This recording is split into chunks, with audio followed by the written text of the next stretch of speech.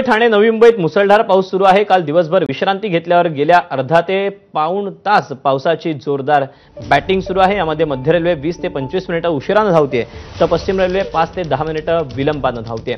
यासोबतच भिवंडी शहर आणि ग्रामीण भागात देखील जोरदार पाऊस बरसतो आहे।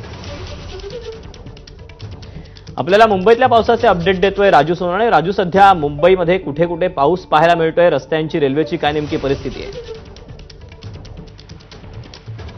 अगदी दीपक, पाहतो आपण काल पावसाने विश्रांती घेतल्यानंतर आता पुन्हा एकदा जे आहे ते जोरदार पावसाने सुरुवात केलेली आहे। मी आता उत्तर पश्चिम उपनगरामध्ये आहे आणि त्या ठिकाणची दृश्य पाहतोय आपण। जवळपास अर्धा ते पाऊण तासापासून पावसाने जोरदार हजेरी लावलेली आपल्याला पाहायला मिळते। खरं तर आपण पाहतोय सोमवारी जे आहे म्हणजे 2 दिवसापूर्वी जोरदार मुसळधार पाऊस जे आहे ते मुंबईमध्ये पडलेला होता आणि अनेक रस्त्यामध्ये पाणी साचलेलं होतं, मेट्रोमध्ये पाणी गेलं होतं, त्यामुळे वाहतूक व्यवस्था पूर्णपणे कोलमडलेली होती। आणि पुन्हा एकदा काल थोडी विश्रांती घेतल्यानंतर आता पुन्हा एकदा पावसाने आज दमदार हजेरी लावलेली पाहायला मिळते। त्यामुळे कुठेतरी नागरिकांची जी आहे ती गैरसोय होताना पाहायला मिळते, धावपळ होताना पाहायला मिळते।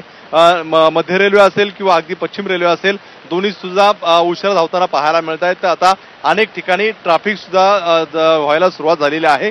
खरं तर आपण पाहतोय की मुसळधार पाऊस पडायला सुरुवात झालेली आहे आणि जवळपास पाऊण तास होऊन गेलेला आहे। त्यामुळे अनेक ठिकाणी जे आहे ते पाणी साचण्याची भीती जी आहे ती व्यक्त केली जाते। आपण पाहतोय की सोमवारी पडलेल्या पावसाने अनेक ठिकाणी नुकसान झालं होतं, मोठ्या प्रमाणावरती पाणी साचलेलं होतं आणि याचं पडसाद जे आहेत ते मंत्रिमंडळाच्या बैठकीत उमटताना पाहायला मिळाले होते। राजकीय आरोप प्रत्यारोप झालेले होते आणि आता पुन्हा एकदा पावसाने जोरदार हजेरी लावलेली आहे। त्यामुळे नागरिकांची गैरसोय होताना आपल्याला पाहायला मिळते। आता काही वेळानंतर जे आहे ते चाकरमाने घरी जायला निघतील, त्यामुळे मोठ्या प्रमाणावरती रेल्वे असेल किंवा रस्ते वाहतुकीवरती जे आहे ते गर्दी असणार आहे आणि अशातच पावसाने हजेरी लावल्यामुळे वाहतूक कोंडीचा सामना जो आहे तो अनेक नागरिकांना करताना पाहायला मिळणार आहे। दीपक, राजू, धन्यवाद दिलेल्या सगळ्या सविस्तर माहितीबद्दल। पावसासंदर्भातले अपडेट जाणून घेतच राहतो।